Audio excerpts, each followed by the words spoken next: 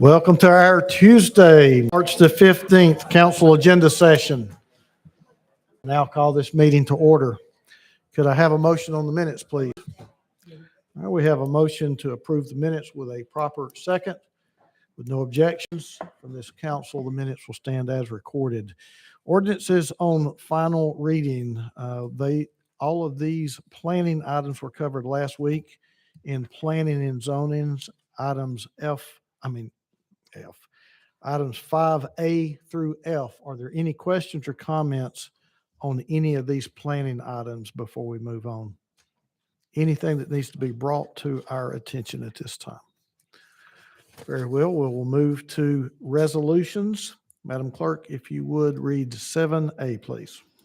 A resolution authorizing the mayor or his designee to execute a lease with OBC Properties Delaware LLC in substantially the form attached for the lease of approximately 9,084 square feet of space for the operation of the public library in the 5900 Building Suite 100-500-5705 Marlin Road for the term of 5 years for the annual rent of $94,980.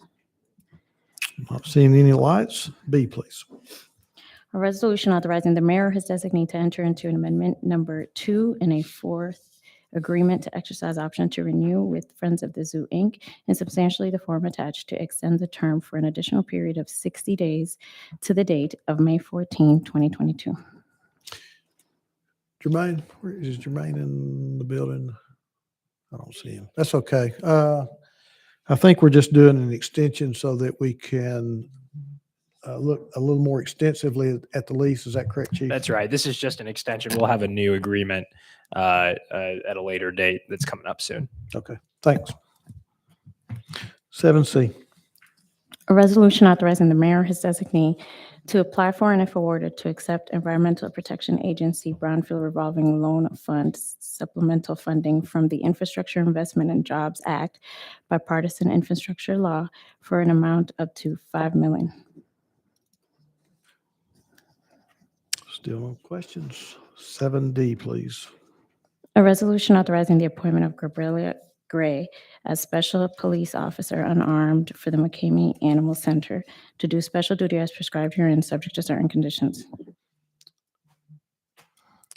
E, please.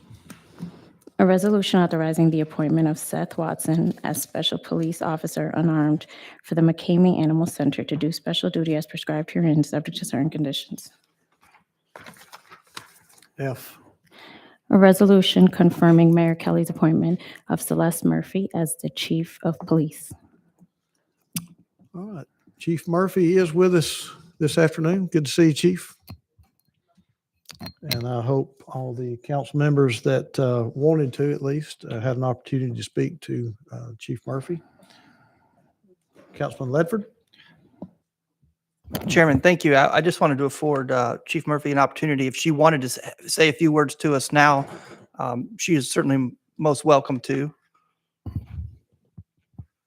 Good afternoon, Council, and thank you for having me. Of course, I'd like to also say thank you for considering me for this position.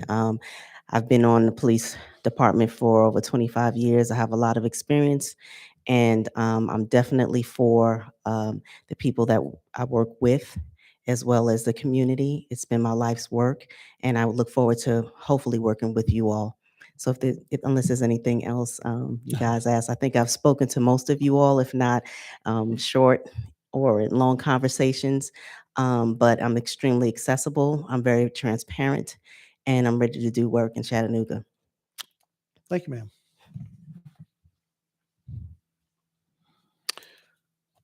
Moving now to our planning item 7G, please. A resolution approving a special exceptions permit for a new liquor store located at 1616 Broad Street. All right, I'm not seeing any questions. H. A resolution authorizing the administrator for the Department of Public Works to approve change order number 1 with the Tennessee Department of Transportation for contract number T15032-101, South Chickamauga Greenway, Youngstown, to drill an unexpected amount of rock which requires extending construction, engineering, and inspection by Arcadis US Inc. for an increased amount of $187,254.65 for a revised contract total amount of $242,350.83. And this was covered last week in our Parks and Public Works by Councilman Hester, and I think all the questions were answered at that time. Council, if you would look at your purchase items for this afternoon. We have a total of 9 purchases on the request sheet, and we do have 1 RFP format to consider as well. Councilman Ledford. Chairman, I don't need anyone to speak about this from the administration, but I did inquire on the bike share station system over this past week, and just wanted to note that this is part of a grant provided by Lyndhurst. Is that correct? So I just wanted that noted for council's attention. Thank you. Thank you. Seeing no other lights, we will turn our attention to our March 22nd agenda, what we refer to as our 2-week agenda. Council, let me know if there's anything on our 2-week agenda that we need to turn our attention to at this time. Councilwoman Hill. Thank you, Chair. Just to make the body aware, we had a community meeting last night about the planning item A, and we will be moving forward with that. Okay. Thank you, ma'am. All right. Future considerations. Anything on our future considerations that needs to be brought to the attention of this body at this time?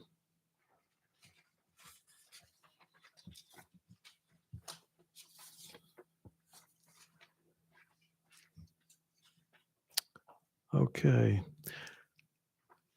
Hey, Chief. I think Jermaine was going to get, oh, there he is. He snuck in the back. Okay.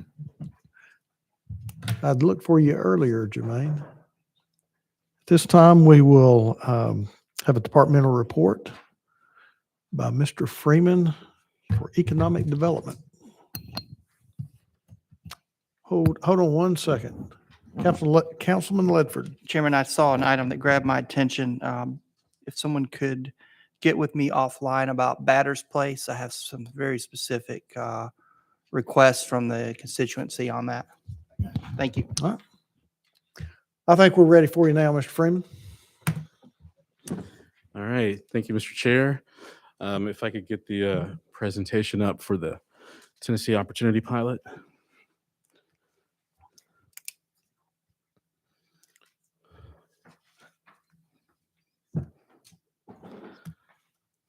All right. Thank you. Good afternoon. Jermaine Freeman from Economic Development. Today, we wanted to just provide a brief sort of departmental report from the Department of Economic Development related to the work that we have been doing over the past several weeks regarding the TANF Opportunity Pilot Initiative. Before we sort of get started and sort of get sort of deep into this, I really want to take a moment to really thank one of our members of our state delegation. State Senator Bo Watson has been extremely instrumental in sort of helping to spearhead this program. And so he has been very helpful in sort of giving sort of advice and also encouraging folks to sort of participate and to think big in terms of how we submit proposals for this program. I also want to thank Commissioner Clarence Carter, who is the commissioner of the Tennessee Department of Human Services. This program is being offered through that department, and he was gracious enough to meet with myself and my colleague Brooke Satterfield, who is Mayor Kelly's Deputy Chief of Staff. The two of us have been running point on this grant opportunity, and we want to thank Commissioner Carter and Senator Watson for all of their help. So basically, what we've been working on and what our department will continue to work on is really sort of taking a good comprehensive look at how we do workforce development in our city, especially as it relates to our lowest income and most vulnerable members of our population.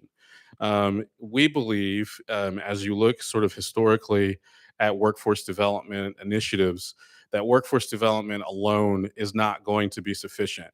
We think that sort of as we move forward and as we think about the planning grant that we have been working on, that we really sort of need to build out systems whereby workforce development can be combined with wraparound social service support to really provide the resources and benefits that some of our low income and most vulnerable members of our population need.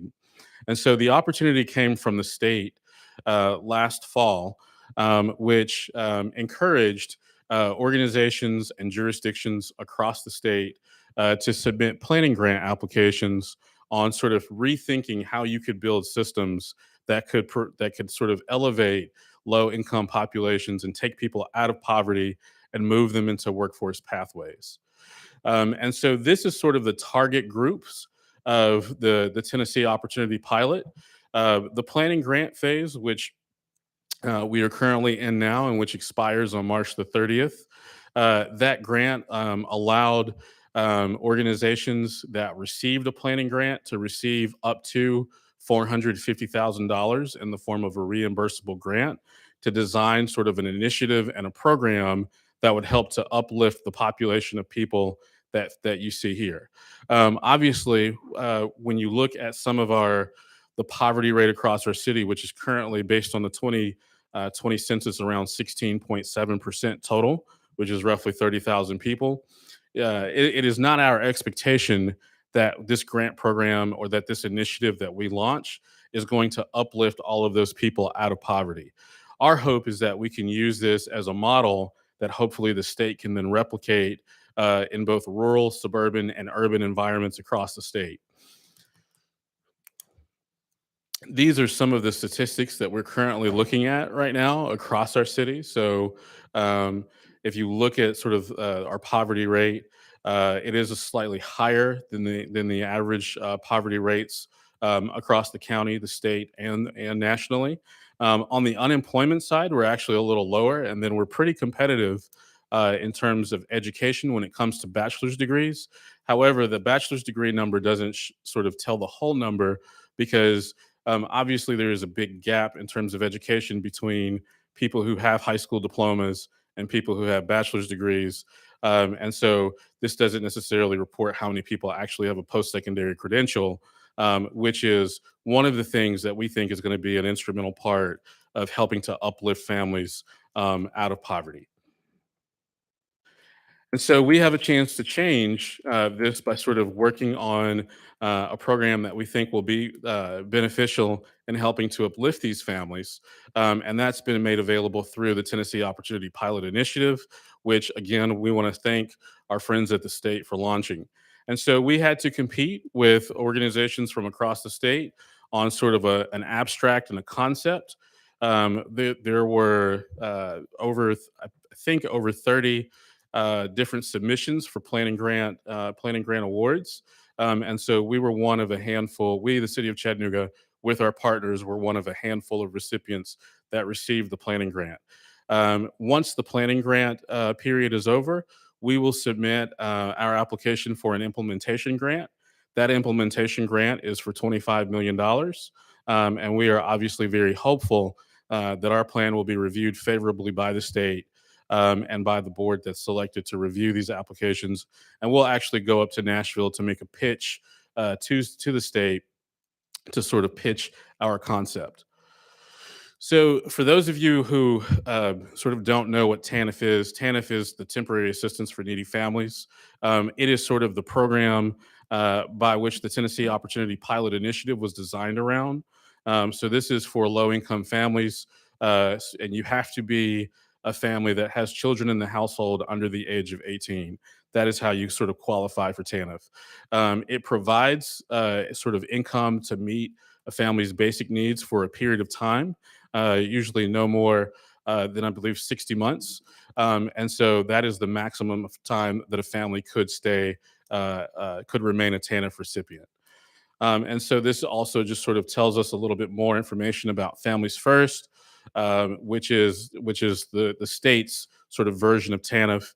TANF is a program that you see nationwide. It has different names in different parts of the country and different states, but Families First TANF is the name of the TANF program here in Tennessee.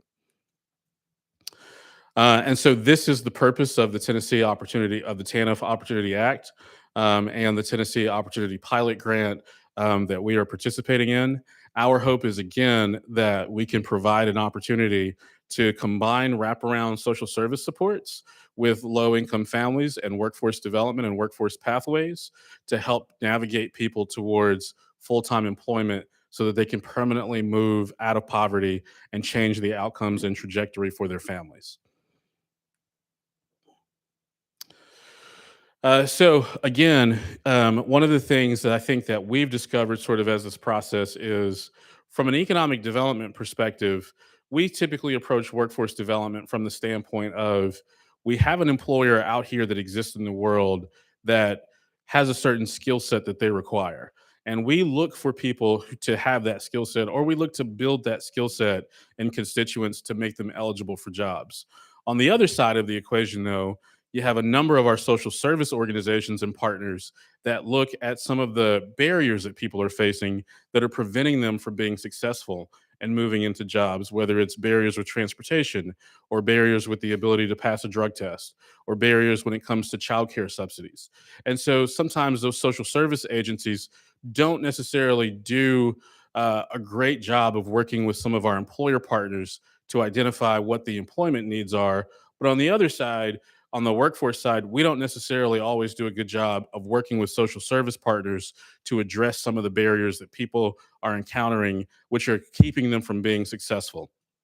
And so the sort of thrust of our proposal that we will be submitting to the state is a way to bridge those things and a way to bridge our social service supports and our social service ecosystem to meet people wherever they are, however they come into the ecosystem, but then also to combine substantial workforce development assistance so that in addition to being able to receive workforce development assistance that would provide a paid stipend, people are also able to have to ensure that their childcare needs are being met, their transportation needs are being met, and any other sort of wraparound social service support that's required.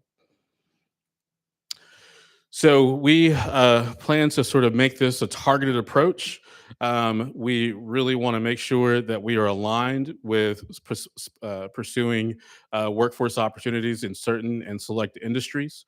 We have identified healthcare, information technology, logistics, advanced manufacturing, and early childhood education as 5 of the tracks that we want to focus on. It doesn't mean that we won't have the opportunity to help steer individuals who are looking for other workforce needs into other industry sectors, but those are the 5 that we want to focus our attention the most on. And we want to make sure that we can navigate those individuals into careers that pay a living wage so that we are not perpetuating poverty and keeping people in a position where they are not able to make a change or to break the generational cycle of poverty that they face. This is a list of our partners that we've been working with through the planning grant effort. So I want to thank all of our partners who have been on countless conference calls and Zoom meetings and Google Meet meetings as we've sort of talked through what this process would look like and how this plan would work. And so all of these organizations have been great partners to work with. And so the resolution that will come before you is a resolution that it basically enables us to reimburse these organizations for the work that they've spent and for the time and work that they've spent and helping us to develop our planning grant proposal.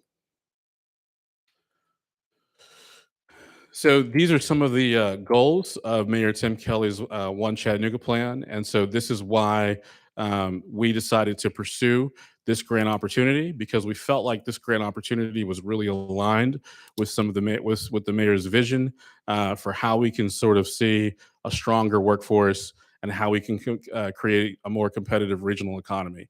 And so, increase pathways to entrepreneurship and access, create robust and accessible pathways to workforce development, attract good paying jobs. You can see all the goals there, so there's no need for me to read them. But we believe that we can address a lot of these priorities through our grant application that we'll submit to the state. And so this is just a timeline. So the TANF Opportunity Act was signed back last June, last summer. We received notification in December that we were awarded the planning grant. And this month next week, we're obviously asking on you all to vote on a resolution to reimburse, a resolution which allows us to reimburse our planning grant partners.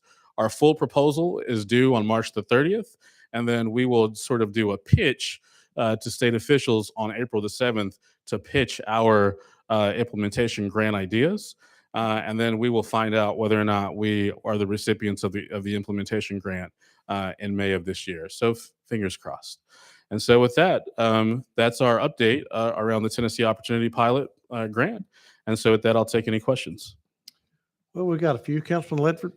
Chairman, thank you. Jermaine, how will the applicants access the funds? Will the city take requests, or will they funnel through the agencies you had listed on the screen?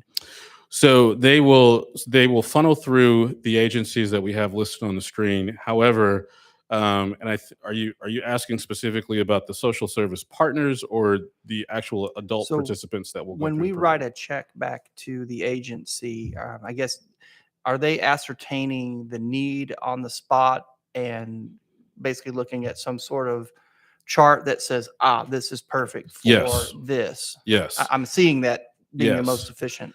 Yeah, so all of the agencies will have sort of a universal criteria whereby they will judge and evaluate whether or not someone qualifies based on the eligibility requirements. Okay. So we will give constituents the ability. The state has this idea of sort of no wrong door approach. So constituents will have the ability to sort of enter into this process through a number of different social service agencies, and those social service agencies will have a uniform process for identifying people who fit into these categories. Yeah, you kind of touched on my second question, and it's how do you keep from crossing up Sure. applicants from, someone realizes, there's multiple agencies having access to these funds, and Right. because they're all operating individually. They are all operating individually. And so part of the other challenge is in sort of working and building a software platform that would allow agencies to communicate with each other, because that is also one of the things that we've heard through this process from social service agencies is that they all feel like they're working in silos. And so if a constituent talked to Helen Ross McNabb, they may have also talked to Partnership for Families, Children, and Adults, Right. but they don't necessarily know that. Correct. And so if there is a way as part of this that we could have a platform where they can talk to each other and sort of keep track of files in a shared system, that is obviously something that we would be interested in implementing. Is that something that's in place now or something we need to work on? And I'm just trying to make sure the city. There is a current existing software platform called Service Point that a lot of our partners use. Partners have some criticisms of Service Point as a platform. However, there is a tremendous amount of data. What they don't necessarily have the ability to do right now is to talk to each other through Service Point. And so as we build out our full proposal, part of it will include the design of a platform, whether it's improvements to Service Point or some other platform whereby they can share information. Okay. So that's probably work that still needs to be done. Yes. Okay. Very good. Chairman, thank you. Councilwoman Burrs? Thank you, Mr. Chair. Jermaine, some of this work, and you may already know, is already happening. Yep. I know that Ellis last week was at our Midtown Consortium. Do you know that we already have this going in District 6 with the Family Justice Center, where all people are coming together? I did a double take when you said no wrong door, because we're already doing that and we're meeting and putting that together. So if you want a model for the model, March 31st, this is already happening. The other thing you may want to know, which Brooke knows, because she was part of all of this, is Mayor's Council for Women already did a study 3 years ago talking about what's in the way of people making it. And without a doubt, we had forums all over the city, and we found out it was transportation, particularly public transportation or the lack of quality, affordable childcare, And the third one was something that was very interesting that your academics will probably know about. And that is the idea of benefits. If I reach a certain level, then my benefits go down, which is absolutely the wrong way to do it. Right. And I don't know if the state, it's almost a punishment for getting ahead. And so what we found that it is at a certain level, if you keep giving me my benefits and let me get to a certain level in capitalism, and it's not very high, then I won't fall back again. And I'm sure you all have been looking at that. And the other thing that I'm thinking about is as we're doing our agency allocations, Yes, ma'am. we absolutely should be allocating according to the people that are going to help us. And also, I think Ellis heard last week that we are starting a healthcare consortium thing training at the Family Justice Center with Park Ridge, who is getting ready to start this as a pilot. So we're already doing a lot of these things, and it may be helpful to take a look at that. And then the last thing I'm asking, and this is a question, why are we paying people to do what they should be doing anyway? So we're not paying people to do what they should be doing anyway. What we're asking people to do is in terms of helping us with the drafting of our planning grant, any additional time that they spend specifically on this grant application that takes them away from their regular duties is what we're paying them for. So, and that is the nature of the planning grant. The planning grants were designed in such a way that the state realizes that social service agencies, all of them are sort of busy and doing their own siloed work. And so to the extent that they're all sort of collaborating and working with us on this new initiative, that is what we are reimbursing them for. So we're not reimbursing them for things that they're already doing anyway. I think that it's phenomenal that the Family Justice Center and Park Ridge Hospital we're sort of working in this space. I think we would love to add them as potential partners as we move. If we are awarded the implementation grant, we do have an opportunity to add additional partners. And so as we continue to map out sort of the social service and workforce ecosystem, if there are other organizations that you all think that we should be thinking about in terms of partnering with, we would love to hear those recommendations. We have because about- this is not set There are in stone about yet. 30 of them that we're partnering Sure. with already who are coming up with this one-stop shop concept. We even have transportation back and forth for them. And this includes the state and federal programs and obviously the local programs as a pilot project. We're not paying any of these people to be part of that. So I guess I want to know, are we paying them this and then also giving them money from taxpayer dollars to do their thing? No, so the Tennessee Opportunity Pilot is specifically for an initiative that is only targeted to low-income people that are TANF eligible. Yeah. And so a lot of the organizations that we're thinking about, they help many more people that that sort of come to them and that need help that may not necessarily be TANF eligible. And so the benefit of this program is that it is asking us to design a system and a platform that is exclusively focused on this subset of people. So to your point, there are lots of organizations that are currently doing great work in the community, but everyone that they're helping, everyone that they're providing assistance to, wouldn't necessarily fall into this category of people. One of the things that we found, my last comment, Mr. Chair, is most of them do fall since COVID. This came to our attention through Volunteers in Medicine. The look of who's underserved has Right. changed, Yes, ma'am. and it looks a lot like us. And I think we need to be able to think broadly about that in order to have a one Chattanooga and not just assume that the people that are TANF eligible look and behave and are a certain way. I think we need to look at the city as a whole. So just some things that are already happening. And Thank you. Thank you, Mr. Chair. Thank you, Councilwoman Burris. Councilwoman Dotley.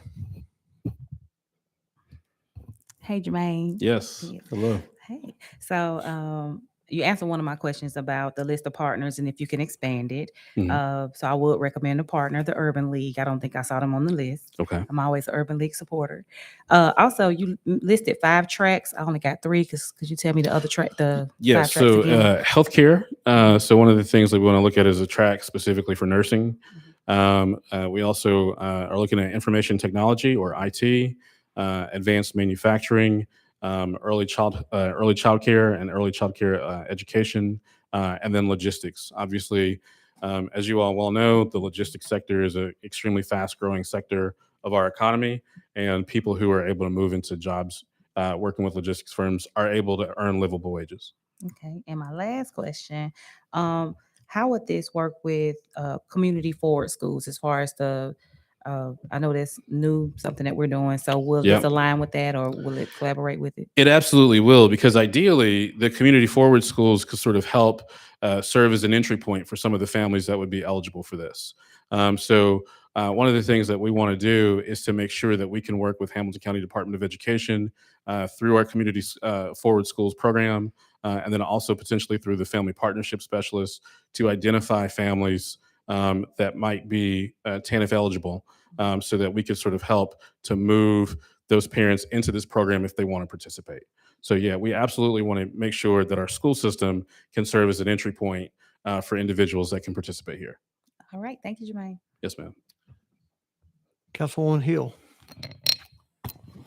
Thank you, Chair. I'm glad that Chattanooga was awarded this planning grant, and I'm very hopeful that the work that you all have put in will earn us that $25 million shot at really collaborating.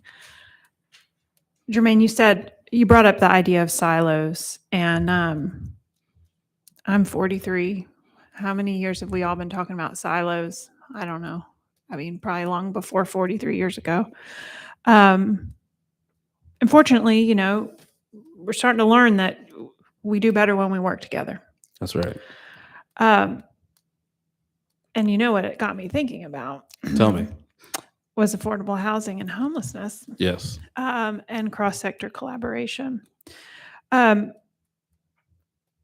you put forward this grant, the best cross-sector collaboration that I've seen work long-term in Chattanooga is Chattanooga 2.0. I'm not saying it's perfect. I think it's hard to herd cats and Right. to juggle turf. But what I noticed is Chattanooga 2.0 serves as a backbone organization to keep everybody informed on what's happening, reminding everybody of what the vision is for why they exist and why they're collaborating. So that said, do you anticipate that the grant that you all put forth would include some kind of backbone organization that would ensure that that communication is happening long term? Yes. As of right now, the city would be that backbone organization.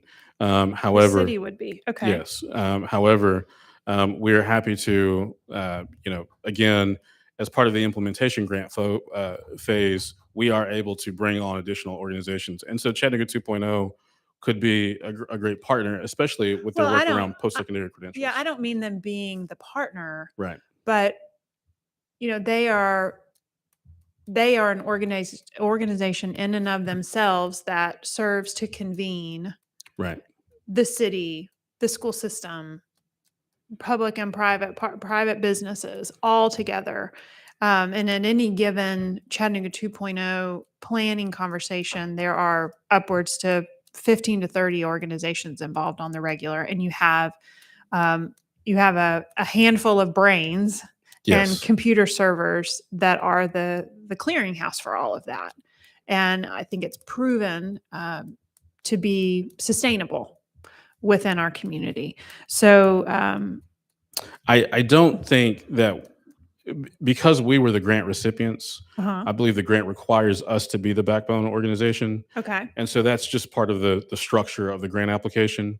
But to your point, Councilwoman Hill, anything that we can do to be collaborative, because obviously, to your point, we've been talking about silos and workforce development and the need for wraparound services for a number of years. These are not new problems. So anything that we can do to be more collaborative, we are certainly willing to do, and we appreciate your help. Well, and you've been working on it since December. How many meetings have you all had? So we've had several and lots of one-off meetings with each of the partners. My day has been consumed with a lot of these meetings and communication. Okay, So, I love how much time is being spent and how many conversations we're having with folks outside of the city on that. Very interested to see what you all come up with. Thank you very much. All right, Mr. Freeman, you've certainly piqued our interest. And, Okay. we look forward to seeing what lies ahead. okay, thank you so sir. much. Council, that concludes our agenda for this afternoon. Is there anything else that needs to come before the body at this time? All right, we will adjourn until 6.